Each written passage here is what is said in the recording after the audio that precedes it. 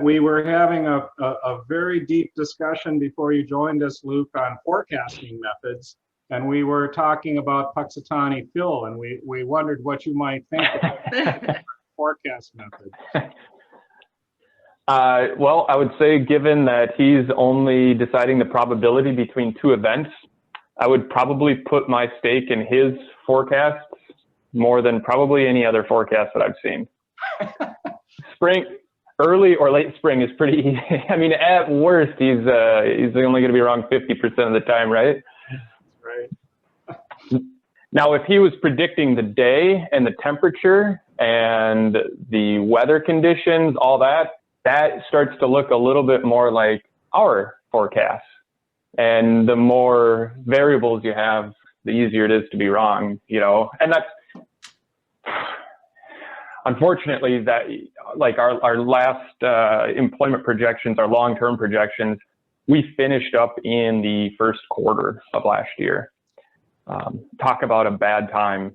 Yeah. You know, all the data that was built into our long-term forecasts had no impact to the pandemic. So and now we just put a disclaimer that, hey, these projections basically don't mean anything. So our short-term forecast, though, yeah, you can basically just ignore our long-term forecast. Our short-term forecast, though, you know, is more or less a result of the pandemic. So I guess short-term good, long-term, obviously we can't predict pandemic, so not built into that. Well, that's a terrific introduction. So I think that probably everybody on the call has had an opportunity to hear Luke present before, but Luke is our local connection to DEED, and he's a regional labor market analyst. And what we're going to do today, we will be on until 9, but Luke has another commitment and we'll leave. You want to be wrapped up by about 8:10, is that right, Luke? Oh, yeah, I can go a little bit longer than that, but yeah, probably somewhere right around in there. Okay, so I have to check my next engagement, but I think that's right around there. Okay, depending, I don't know how much material you have to present, but I'm hoping that you can kind of reserve a little bit of time at the end for some Q&A, please. Yeah, absolutely. And I'm hoping this will be short enough where, you know, there is enough time for discussion. You know, in the past, I've had excellent discussions with this group, but it's obviously different when it's not face-to-face, and sometimes it's just different. So if nobody wants to chat, that's fine also. But otherwise, yeah, I should have some time to answer questions or try. Terrific. Well, Great. Thanks very much. And I guess with no further ado, we'll turn the platform over to you. And Luke, you can just look, I think you probably know almost everyone here, but you can look through the participants to see who's here. We're also recording this so that we can put your portion on the chamber website, if that's okay. Yeah, absolutely. That looks good. Great. Yeah. Thank you. Thank you for inviting me. It's good to see everybody that I can see. I don't know if anybody's seen me since March. I just don't have the broadband ability to stream my video, and the way my office is set up, I'm using my 2 screens and my laptop's in my docking station, so it's facing the wall. But that's okay. It is me. I haven't outsourced myself to somebody else. Still reporting live from Rockville. Here we go. So I'll get started here. You know, and first I'm just going to go over some of the broader scopes and statewide information. You know, and a lot of our most recent information is best at the statewide level. So it's still pretty applicable, especially since it's, you know, if you didn't think your business was connected to the globe before, the pandemic certainly showed how reliant we are on the interconnectivity of the globe. You know, what happened in China, and I'll show you, but what happened in China in February, you know, January, February, that's when a lot of this last year started kind of coming to light. And from my perspective, I had no idea. I wasn't really watching the news. I don't a heck of a lot, and I was traveling a lot. And I heard some people make jokes about the coronavirus, you know, and about it being the virus, you know, just basically a hangover. And, you know, and a month later, it was very different in Minnesota. But what's interesting, if you look back at the data, you can see our employment slipping in February already, long before this was even on my radar. So it's really a global economic issue. So statewide, our unemployment rate is continuing to decline. So we've had our unemployment rate ticking down basically since May consistently. Unfortunately, it's from people leaving the labor force instead of people gaining employment. And you know, your unemployment rate is the function of unemployment, employment, and labor force. And one way to decrease your unemployment rate is to remove the amount of people that are looking, that are in the labor force. And that's what we have going on. We don't know the long-term ramifications of this. We can't predict whether or not these people are going to be coming back. And that's going to make the labor market kind of adjust to our economic conditions. You know, and I've mentioned to folks before, during our projection meetings, we've discussed the possibility of having a tight labor market during the next recession. You know, that was 4 or 5 years ago we started talking about that, just because of demographics. Had, you know, absolutely no way of predicting a recession, particularly not a pandemic. But here we are, you know, still technically declared in a recession, and, you know, for the most part, a relatively tight labor market. It's just an odd situation. The St. Cloud metropolitan area, which is Stearns and Benton, their non-seasonally adjusted unemployment rate was 4.7, just 1/10 of a point higher than Minnesota's unadjusted rate. And we also have the same labor force decrease going on in our area that we do statewide, albeit less of an issue. So our labor force has declined about 1.3% from December 2019 to December 2020, compared to 3.4% decline for the state overall. So hopefully, you know, and that is probably really the result of just St. Cloud and central Minnesota faring better than the state overall, significantly better than the Twin Cities. So our participation rate is 67.5% for the state. You know, that's down considerably from last February, leading up to the pandemic. It was 70%. You know, we're typically right around the second or third highest in the country. And we predicted that to decline for years and years and years, just as a larger share of our population continues to age out of the labor force. So part of it is just this systematic shift in our labor force, but it's being accelerated by the pandemic. And we lost almost 50,000 jobs in December, which erased all the gains we made in August through October. So we lost, you know, the massive amounts of jobs in March and April last year. Beginning in May, we started clawing them back. And then we had the spike in COVID cases last fall, the resulting executive orders. And it's kind of that 2 steps forward, 1 step back. And we definitely went a step backwards at the end of last year. So we've recovered in the private sector about 41, 42% of the jobs that we had lost. So we still have a ways to go. So what is considered basically full employment, Luke? The unemployment rate at what? You know, there's like no official full employment, but most people, you know, it used to be 5%.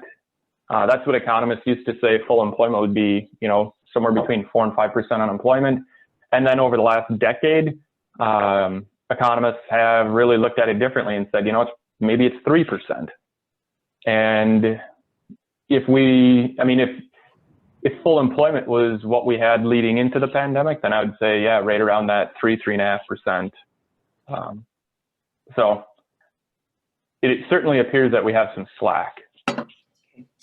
Luke, Greg Winsfeld here.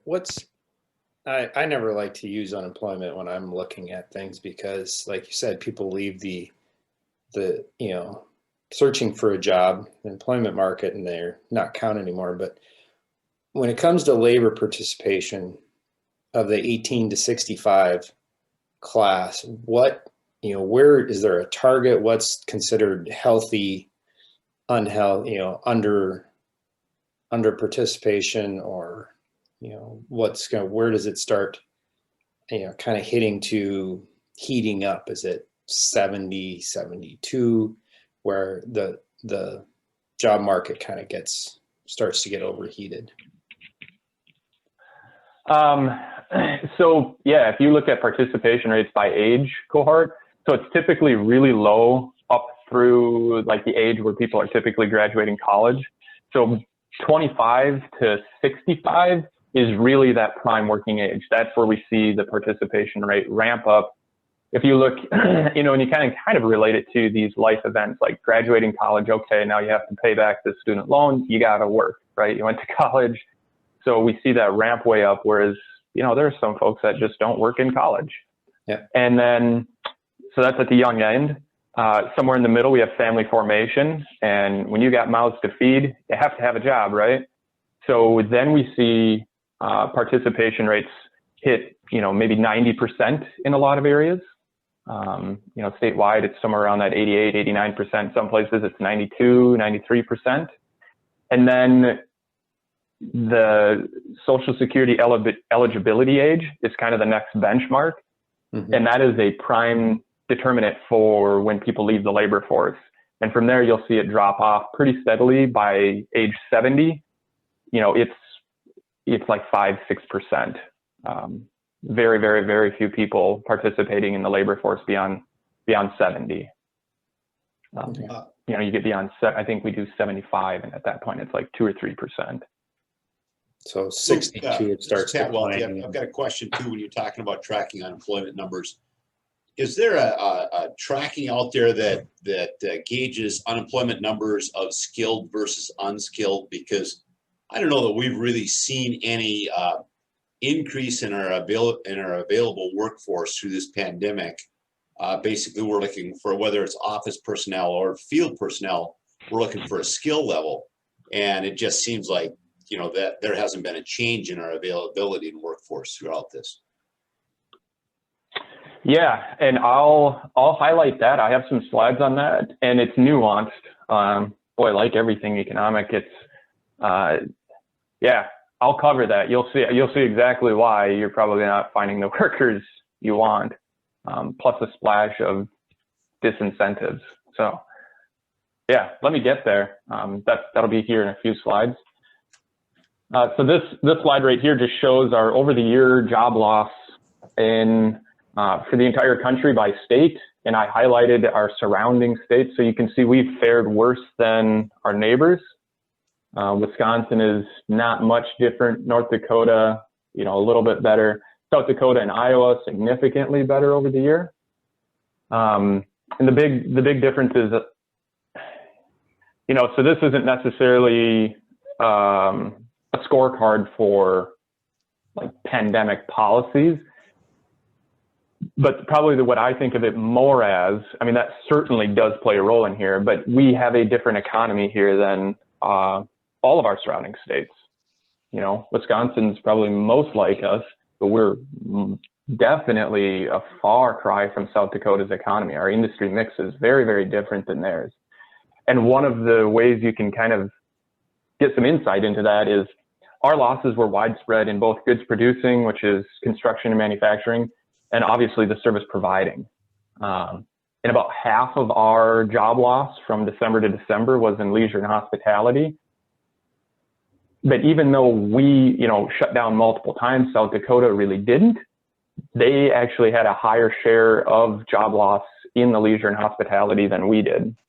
And it's not necessarily that theirs did worse. They just had other industries that did better, right? So that's one reason why their losses were heavily concentrated in leisure and hospitality. But overall, their economy did significantly better, or is doing significantly better than ours. The chart here on the left shows you monthly employment dating back to pre-Great Recession. You can see that dip and decline there leading up, and then it's just, it gives you an idea of how fast our employment just kind of turned off last year. You know, compared to how slow moving the Great Recession was, ours was basically just a cliff. On the right-hand side is over the year percent change. So for each month, what it was over the year. And you can see in April there, so that's all the metropolitan areas. And here on the left, I just filtered it out to show you St. Cloud a little bit easier compared to the state and country. But in April of last year, we were down 12% from April 2019. You see things kind of slowing down at the end of last year, and actually starting the year off pretty much at zero growth, and by February kind of hitting that negative territory there. And St. Cloud's just fared better. We had less job loss and more job gain coming back. So that's pretty fantastic news for our area. These maps here show you the employment change from the first to second quarter, and then, so that would be when the pandemic hit, and, we had executive orders shutting down establishments and all that jazz. On the right-hand side shows you those job gains over the summer, basically. And for the most part, the counties that lost the most amount of jobs gained the most back, but you can see there's still a long ways to go. And if you're curious why some of these counties have had positive job gain in that first to second quarter shift, it's really just because, if you look at, Pipestone County and Cottonwood County, they just don't really have leisure and hospitality. That's not their flavor. Not like, the metropolitan areas. So they were largely unaffected. Their restaurants and bars were certainly affected, but they're such a small portion of their employment compared to what we see even in like the St. Cloud area. And if we shake this out by different industries, this is looking statewide. And I have this slide just to show you what a normal, if 2019 year was normal, this is what normal looks like. Education sheds jobs, massive amounts of jobs in that second to third quarter as teachers are laid off over the summer. Construction has huge gains in that first to second quarter as, spring arrives and they get back to work. So that's normal, same chart, same order. This is what we had last year. So you can see some of the normality there. So education, for instance, shedding jobs in that second to third quarter, but also shedding huge amounts of jobs in the first to second. Construction gaining jobs in both transitions there, but far fewer. And accommodation and food services, if you look there, they lost almost 91,000 jobs across the state, and typically they're gaining jobs, right? That's just a growing industry, was. And that's really where the brunt of the impact is that accommodation and food services. That is by far the industry I am most concerned about. And overall, again, comparing central Minnesota to the state, we lost fewer jobs in that first to second quarter, and we gained, had faster job growth coming out of that. And we don't know what the fourth quarter looked like, but I assume it probably wasn't very good. Our December employment numbers were pretty awful, and that's not included in here because we don't have fourth quarter data yet, for like individual counties and such. If we look at central Minnesota on the net, so netting that first to second quarter loss and the second to third quarter gain, this is where we have, some industries coming back a little bit better, but still pretty widespread losses. That accommodation and food services just in central Minnesota down almost 2,400 jobs. Healthcare and social assistance also down a significant number of jobs. Still, you can see manufacturing down a huge amount of jobs, but keep in mind that this is, there's job losses that happened last year from establishments closing also. That was planned out pre-pandemic. Now, this is getting into a little bit more of the idea that the skilled labor just isn't available like you'd expect from massive amounts of unemployment and people being on unemployment. So on the top left, that is our daily applications that we've been getting in our unemployment insurance division. the green line is actually not the baseline. That is actually a reference line for what we typically handle in like a typical March day, between usually between 300 and 500 claims a day. Last year we spiked, well over 30,000 claims. Just an idea of like why it took weeks and weeks and weeks to get this sorted out, just because like we're nowhere near ready for that capacity. Just not a system built to handle 20,000 applications a day, day after day for a month. And you can see how it leveled out during the summer and then increased again last fall. And some of that is just normal from construction, but also then from that increased claims and our increased cases of COVID and the executive orders.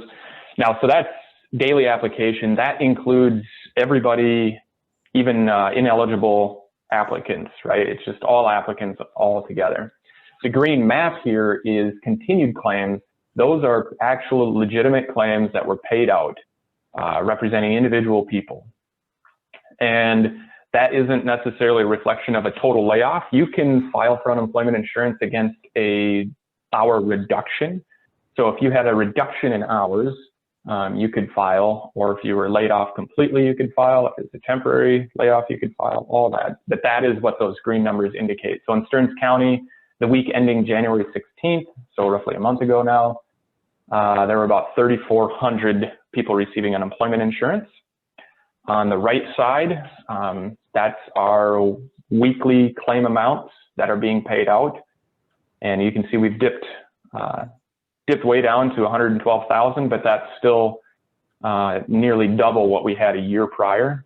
It's just a huge number, and it's still 24% higher than what we had during 2008, during the Great Recession.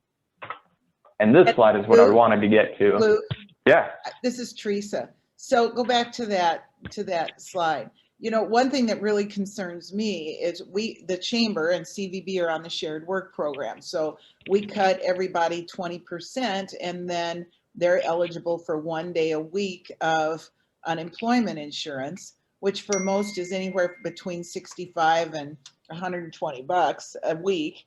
But they get the day off on Friday. And now with the federal money that kicks in, everybody got the $600 kicker, and now everybody's getting that $300 kicker from the federal government, which they are talking about extending into $400 for another period of time. So when we had our reviews at the end of our fiscal year, everybody's loving this 4 day a week gig. I mean, loving it. The work is all still getting done magically. I'm not exactly sure what that says about when everyone was up for full, except that, of course, we don't have the amount of in-person activity going on that everyone had been so busy with. But it's a tough decision to tell employees, okay, we're going back to full time now. And I'm wondering how much the programs that have been presented are going to impact people getting back to full capacity work, as well as, just what that means and how long those programs are going to run. And I know you don't have a crystal ball to say that, but that's becoming more and more, I think, clear that there's an issue there. Yeah, that's a really good point. So, and I don't want to offend anybody, but employers are naturally inclined to look at this through an employer lens, right? Job seekers look at it through a job seeker lens, and that's always just been the case. So if I ask the same question, like, is your unemployment insurance benefits preventing you, like allowing you to not go back to work? If I ask 10 employers, I'll probably get, yeah, they're not coming back to work. If I ask 10 job seekers, they'll probably say, no, I'd love to come back to work, right? The truth is probably somewhere in the middle. And why I bring this up is because the preliminary research that I've seen, and I really hope the Bureau of Economic Analysis is doing more research on this, but what I've seen so far is and again, this is using like extrapolations and using income as a measure. Their summaries have been that the bonus unemployment insurance has not impacted people's willingness to return to work. Now, when I talk to employers, I have not had an employer say, Oh yeah, I would agree with that. Every employer I've talked to has said it's making it difficult to hire people, to call people back. It's a disincentive to go to work. And intuitively, if you make more money on unemployment insurance than you do working, I mean, you'd have to kind of be nuts to want to go back to work. Now, depending on the situation, like it's different for every single person, right? What if, you know, some people think long-term and some people think short-term. But we don't really know, you know, like it's frustrating to me because it just doesn't make sense. It doesn't make sense that you could get paid significantly more staying at home and that wouldn't impact your availability for work.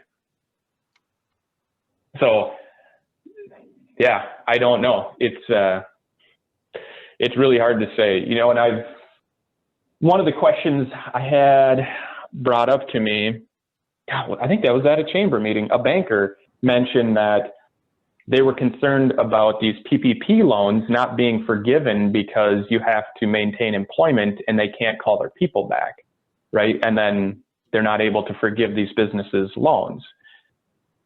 And I thought that was really fascinating, like something that was not on my radar. And I didn't get the chance to ask that group specifically, like, well, how prevalent is this? How common is this? You know, how much of your PPP loans are not going to be forgiven because they can't call their workers back? So then I think the following week I had another chamber meeting with a different chamber and there was bankers on there and I brought that up and asked. And they said, yeah, you know, there's waivers they can do and things like that. And I said, okay, well, you know, have you had to do these waivers? And none of them, and granted, I think there's maybe only 2 bankers on the meeting, but none of them had to do the waivers.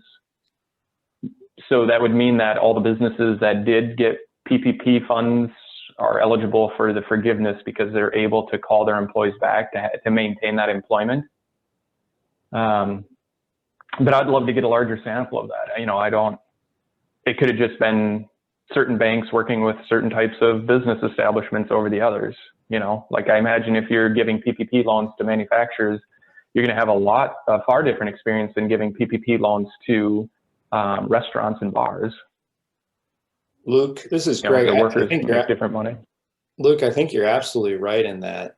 I think restaurants and bars are going to struggle with it because now, granted, my knowledge goes back to when there was still $600 federal, but a couple of the restaurant owners that I know, that was a big problem for them. The lower wage employees were making more with the federal bump than they would coming back to work, and they just couldn't get them to come back to work. Even, you know, in July and August when you know, when the restaurants had outdoor dining and they could use the workers. So that could be an issue, an underlying, you know, issue that hasn't come to light because, you know, not everybody's processed their forgiveness yet.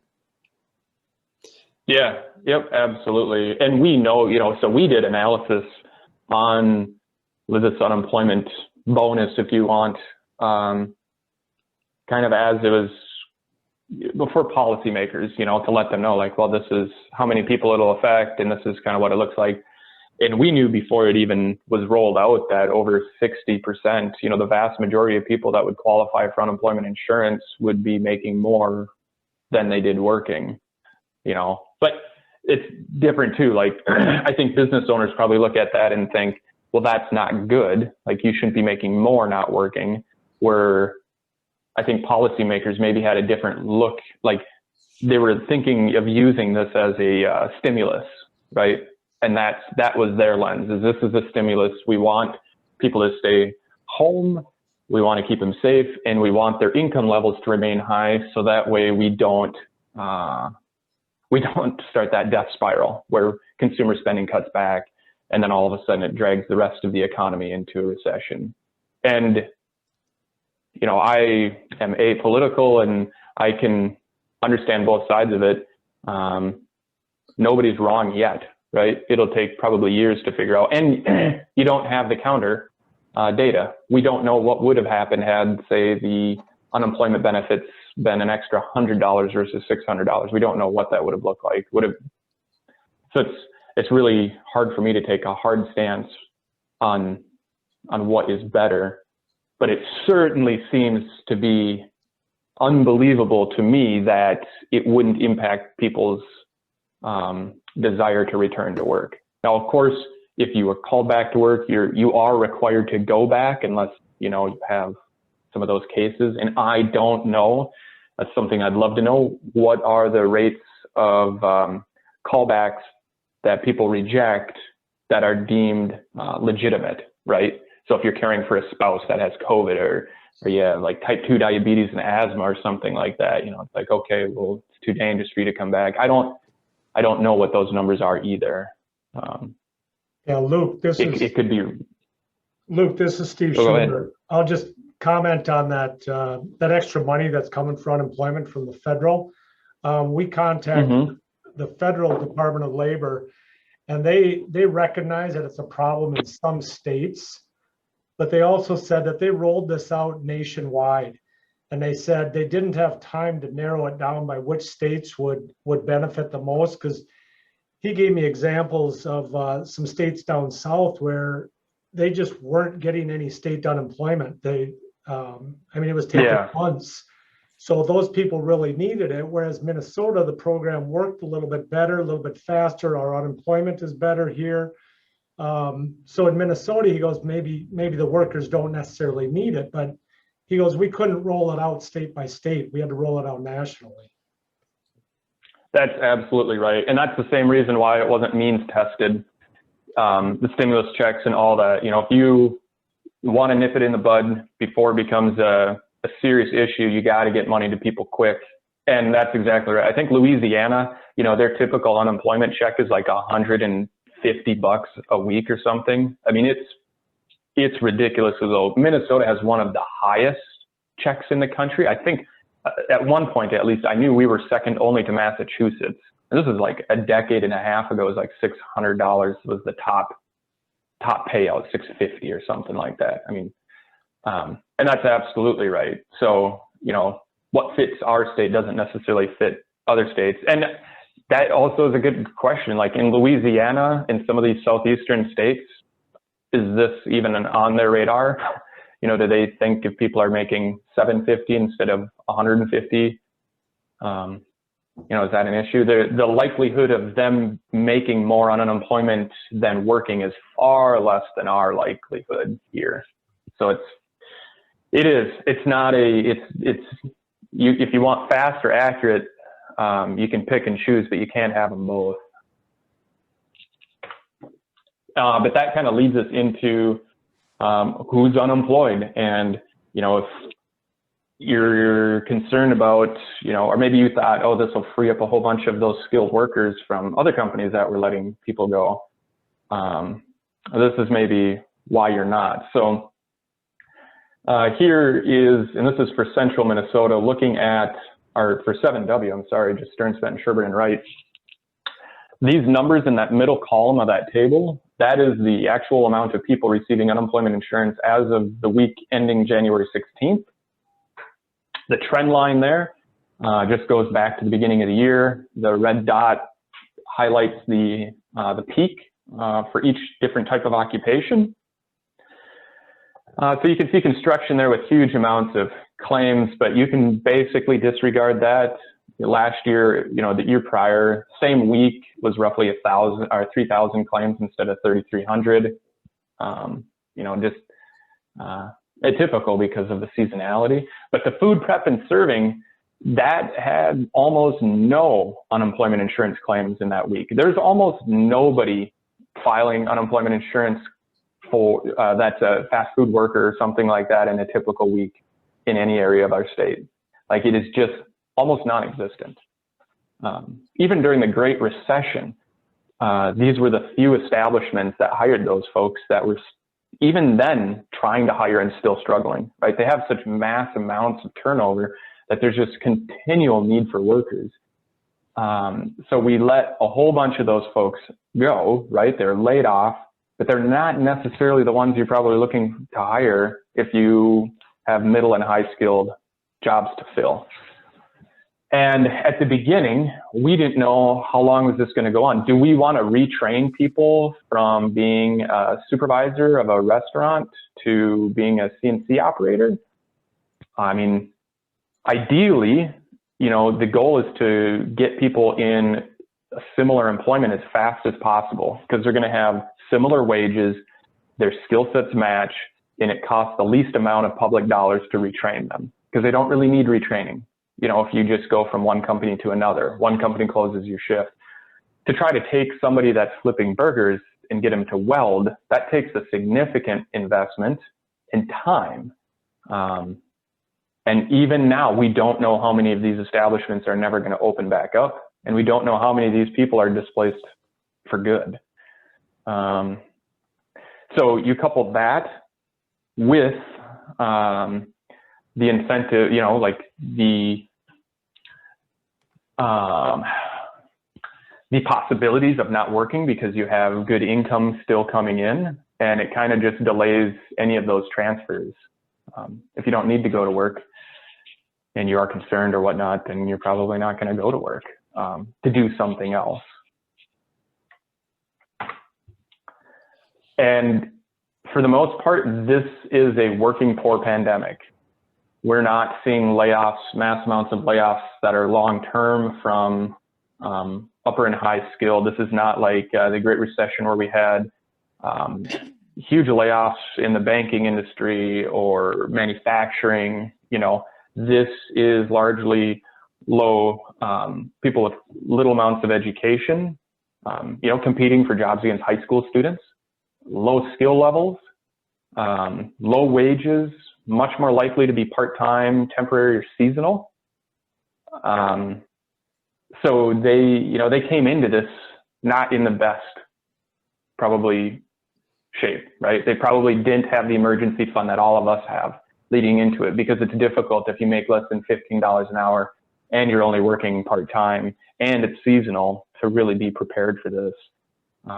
So that is really who is impacted, not necessarily our high-skilled folks that we saw coming through unemployment insurance during the Great Recession. And despite all this, we still have openings. And ironically, you know, where we have the largest amount of openings is the same types of occupations where we have the massive amounts of layoffs.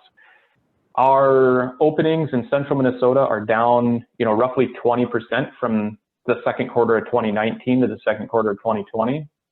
But we still have about the same number of vacancies last year during the second quarter as we had during the second quarter of, say, 2016. So we dipped back down to 2016 numbers of openings. And if you remember 2016, it was a bumper year, right? The economy was just moving along. Everybody was complaining about not finding workers, expansions, all that. It was a great year economically. So we still have huge amounts of openings and difficult to fill. And this is my last slide.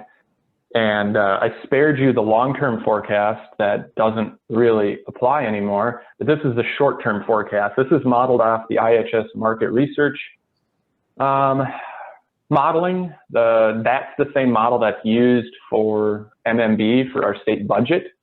It's what Laura uses, the state economist, to inform policymakers on budgetary issues. And on the left side there, that's basically an image of our job loss. And on the right side, that is the projected rebound from the third quarter last year to the third quarter this year. And you can see a pretty uneven recovery. And some of those not coming back nearly as fast as we need. And we don't expect all the jobs to come back till the end of next year or possibly even the beginning of 2023. But it all, I mean, and even this projection that is really the result of the pandemic, that modeling is built into here. There are so many variables, everything from federal stimulus to vaccination take rate and effectiveness, consumer confidence, all of that plays into here as an unknown. It just builds on the difficulty of making a forecast. So with that, I have a few more minutes for questions if anybody has any. You know, is there any sense, Luke, if this pandemic hastened retirements? I know mine moved up because of it, and I'm just wondering if it seems like there are other people who have said, okay, I'm ready to retire and do something else now.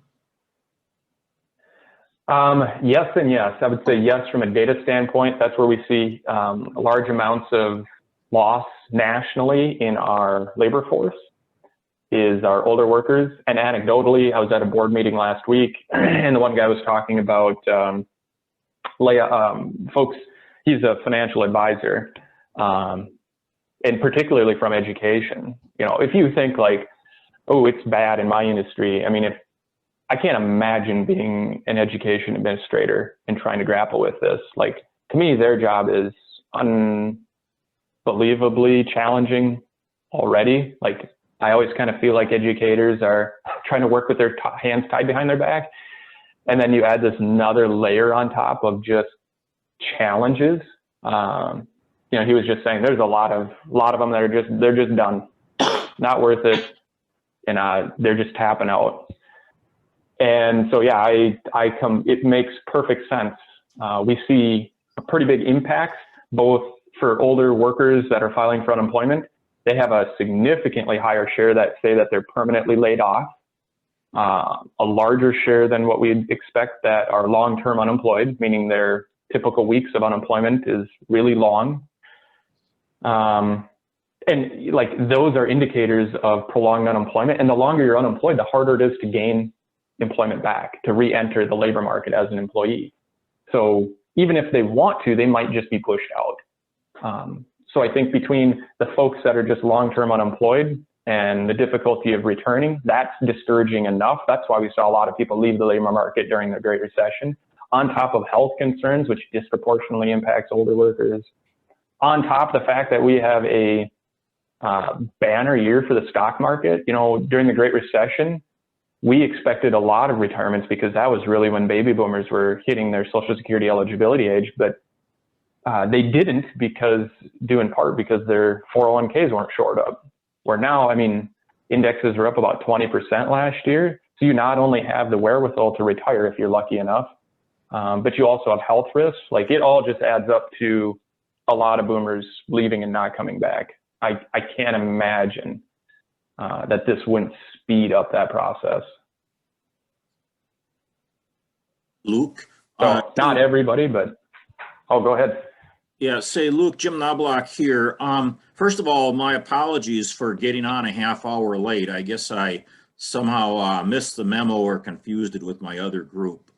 You talked about the IHS forecast, and you know that it would really be hard to forecast what's going to be happening now, and yet you say they're built into this. You know, that's going to be built into the budget forecast that I think is coming out next week. What are sort of the baselines that they're building into that forecast in terms of, you know, federal stimulus, no stimulus, vaccine rollout, how quick, how good? Can you talk a little bit about that? Because that would appear to affect a lot of this quite a bit. Yep, absolutely, Jim. So there's some assumptions, and a few of them are and they have like a pessimistic and an optimistic forecast also, and this is kind of their most likely, right? So their assumptions are that daily new cases and deaths remain elevated above the rates that we saw last summer for the first few months of this year, but then begin to kind of fall as vaccines become more widely available somewhere this summer. The assumption is that a federal stimulus bill is passed early this year, and that all other federal spending remains at last year's levels. They assume that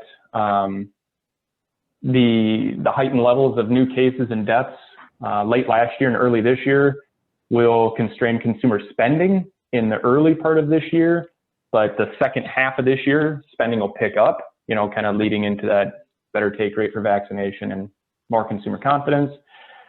The assumption is the United States unemployment rate will decline to about 5.5% by the third quarter of this year. Job growth, they assume, will be little over 5% for the next year, and GDP growth for this year is up 3.1%. up from the contraction of 3.6% in 2020. And those are really their big assumptions. So if any of that changes, it changes this model, basically.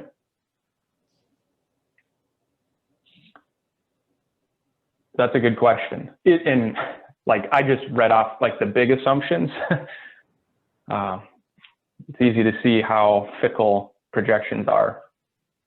Yeah, thanks. No, it's always hard to do that. I'm actually often surprised at how good the state is in actually doing their forecast when you consider everything that comes into it. But this is, you know, a particularly hard time to forecast given all the unknowns out there about, you know, what's the federal government going to do? How is the vaccine rollout going to go? You know, are we going to have the emergence of, I don't know, more cases as you get these other variants of the virus maybe coming out? There's a lot of unknowns. Yeah, truly, it's so complicated. I mean, it was complicated during the last recession trying to figure out how long and what industries, and it's like, boy, this just adds something that economists just aren't equipped for, you know, to have to basically rely on public health experts to model your economic forecasts is, I don't know if it's been done.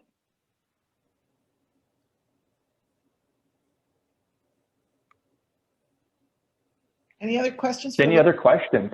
Luke, thank you so much. And this will be perfect for the board as well on Tuesday. This is great information to have.